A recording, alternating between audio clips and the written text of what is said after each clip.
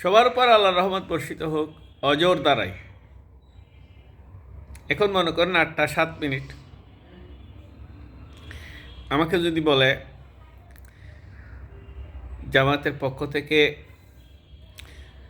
রাত 10টায় অর্থাৎ 2 ঘন্টা পর কাঠগড় থেকে 200-300 মানুষের একটা মিছিল করতে হবে, কিন্তু কোনো টাকা খরচ হবে না, টাকা দিবে না, গাড়ি ভাড়াও দিবে না, সানফুসও দিবে না। মিছিলটা এখান থেকে আরম্ভ করে ইফিজের জায়গায় শেষ হবে।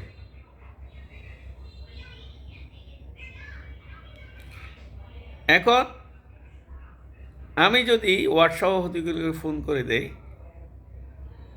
আমার আন্ডারে যে ওয়ার্ডগুলি আছে উত্তর ফতেঙ্গা 40 নম্বরে, শুধু এই মোবাইল খরচটা এরা এসে যাবে, মিছিল করে চলে যাবে, কেউ 60 টাকাও খুঁজবে না, গাড়ি ভাড়ার টাকাও খুঁজবে না। আপনি এটা ভাবতে কষ্ট হলেও অবিশ্বাস্য হলেও এটা সত্য। জামাত এগুলি পারে, কারণ এটা ইসলামী আন্দোলন প্রকৃতপক্ষে। আল্লাহর রহমতে আমাদের ব্যক্তিগত দুর্বলতা অনেক আছে, আমলগত দুর্বলতা আছে, দোষ আছে মানুষ হিসাবে, কিন্তু এই যে সংগঠনের অ্যাচিভমেন্ট, এটা আওয়ামী লীগও পারবে না, বিএনপিও পারবে না। এটা সম্ভব না টাকা পয়সা ছাড়া এবং এত অল্প সময়ে এটা করা। এ হচ্ছে জামাত ইসলামী বাংলাদেশ। আজকে দেখেন এখনও ডিসেম্বর, কিন্তু আরও 2 মাস আগে জামাতের কেন্দ্রীয় আমির নির্বাচিত হয়ে গেল। নারী এবং পুরুষ কর্মী বলতে রোকন, যাদেরকে সাংবিধানিক ভাষায় কর্মী হিসেবে গণে, তারা হচ্ছে জামাতের রোকন। তারা গোপনে ভোট দিয়ে সারা দেশব্যাপী ডাক্তার শফিকুর রহমানকে আমির নির্বাচিত করে ফেলেন, বছর পুরানোর আরও 2 মাস আগে।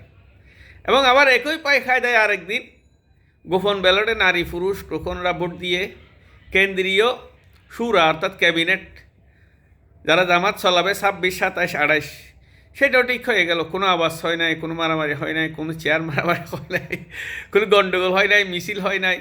এরকম সংগঠন আপনি বলেন কোথায় আছে? আল্লাহর রহমতে বাংলাদেশে এটা ইসলামী দল বিদায় পারা যায়। এখানে নেতৃত্বের লোক নাই, কোনো বাগবাটোয়ারার ব্যাপার নাই, বরং পকেট থেকে পয়সা দিয়ে আল্লাহ সন্তুষ্টির জন্যই আমরা এই সমস্ত কাজ করি, কেউ বিশ্বাস করুক আর না করুক। আমাদের প্রত্যেকটা কর্মী সংগঠনকে মান দিয়ে টাকা দেয়, এর উপরে ভিত্তি করেই আবার নির্বাচনের জন্য টাকা দিচ্ছে। এক একজনে কেউ 1 লাখ, 2 লাখ, কেউ 5,000, কেউ 2,000, 100, এভাবে টাকা দিয়ে আমরা নির্বাচন খরচ চালাচ্ছি।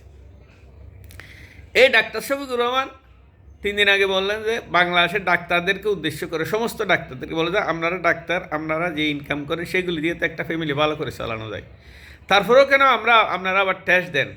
টেস্ট দিলে হয় কি, ওই যে আপনাকে 10,000 টাকার টেস্ট দিল, সেখান থেকে আপনার ল্যাব থেকে ডাক্তাররা 40% হয়, অর্থাৎ 10,000-এর মধ্যে 4,000 টাকা ওনারা পায়। তাহলে বলে যে এগুলি তো পুরাটাই হারাম। ডাক্তার শফিকুর রহমান বললেন যে এগুলি পুরাটাই হারাম। এই কাজ কেন করতেছেন? কেন জাহান্নামের পথে অগ্রসর হচ্ছেন? এই লোকটা যদি দেশের আল্লাহ যদি করে, কেউ ধরে রাখতে পারে, যদি প্রধানমন্ত্রী বা এই প্রেসিডেন্ট হয়, এর প্রভাব কীরকম পড়বে চিন্তা করে দেখেন দেশে।